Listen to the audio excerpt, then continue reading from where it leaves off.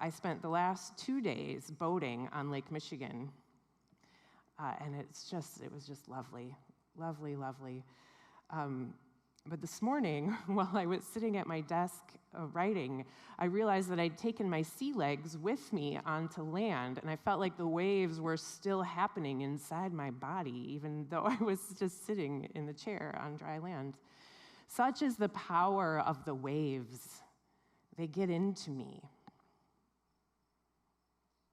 They shape the way my body experiences reality, even when I'm not in them. So Lake Michigan waves do something to me. And they have my whole life. I had a game with my younger brother, Dan, when we would go to the beach as kids. We would go out past the breakers to where the waves are just rolling. And we would play this game where whoever could keep their feet planted in the sand the longest would win, which is very challenging with the waves coming and going. There's also the thrill of riding a wave. I've never surfed, but this is body surfing, I guess. Standing in the waves at just the right spot, right before they break, holding steady until you feel the pull and the push of the water just right, and then pushing off and letting it take you. I'll never forget another experience in the waves the summer after I'd given birth for the first time. Floating in the gentle rollers, experiencing the ebb and the flow of the water lifting me and lowering me, helped me make sense of the physical experience of having contractions in the midst of labor, and helped me understand the beauty of life being upheld in the womb. Another experience of the waves of Lake Michigan doing something to me was a few years back. In a time of pretty extreme stress in my life, Billy took me out to deep water in the big lake in our boat. And he told me to jump in. And jumping into that cold water with all that stress in my body, jumping into the cold water was like pushing a reset button on my body and my spirit. And I held onto a pool noodle and just let myself be upheld by the water. Let my legs and my feet be heavy below me. And the experience of just floating helped me to connect to my center again. So it's no accident that one of our 2 sacraments, baptism, involves water. Because water does something to us. I wonder what water does to you. So for the upcoming sabbatical period, my theme is connecting to the spirituality of the 4 elements in nature: earth, wind, fire, water. And using John O'Donohue's book, 4 Elements, Reflecting on Nature. And we've been doing a series exploring the spirituality of the 4 elements and their connection in Scripture. And today, the element for today is water.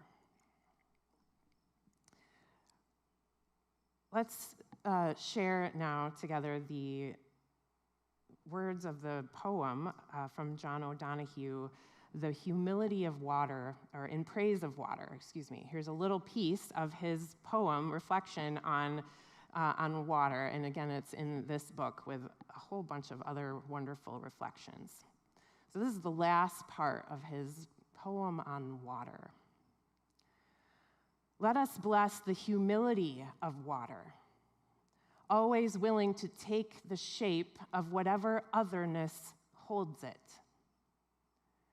The buoyancy of water, stronger than the deadening downward drag of gravity.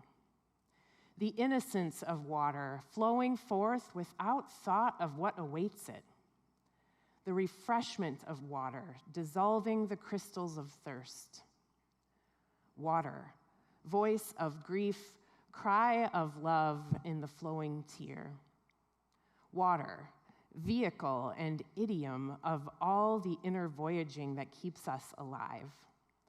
Blessed be water, our first mother. So since water is so central to life always, all the way back to ancient times and before, water is everywhere in the Bible. You can take that slide down, Richard. I forgot to bring the iPad up here today. Water is everywhere in the Bible, all the way back to the beginning of Genesis, where God separates the waters in the creation story, and all the way at the end of the story where we have the Sea of Crystal in the book of Revelation. Water is all over the place in the Bible, and I couldn't pick just one. And I also wanted to create ways for you all to engage with the water stories in the Bible rather than having me just explain it to you. So today, I'm going to invite you to dive into, get it? Dive into reflection on some of the great stories involving water in the Bible. So I have 4 texts for today. Excuse me, I'm probably popping out of the live stream view. Here we go. 4 texts for today, and I divided the sanctuary up into 4 groups, and each group has a different text to reflect on. And I have printouts here for you.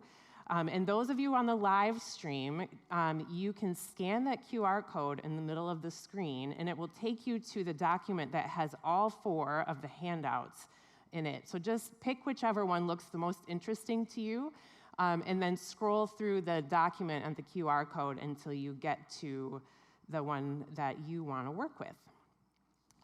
So you may work together with someone else if you want.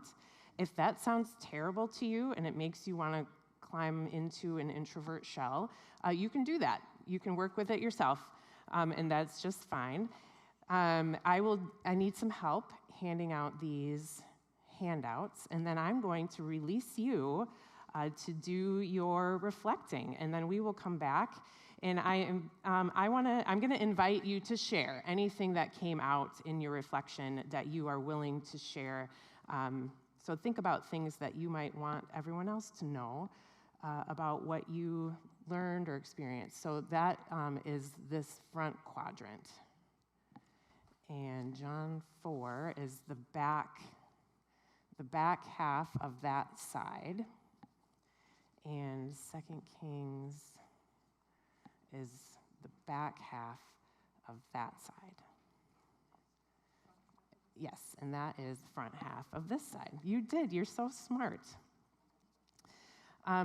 Let's see, so I invite you to just take about 10 minutes to experience whatever is there for you in this text, in the text that you are assigned. And if you want to team up with someone, you may do that. We have some pens here in case you want to take some notes. And each handout has the story, and then some reflection questions, and an image if you want to work with the image. So just follow whatever feels good to you in the exploration of the text for today.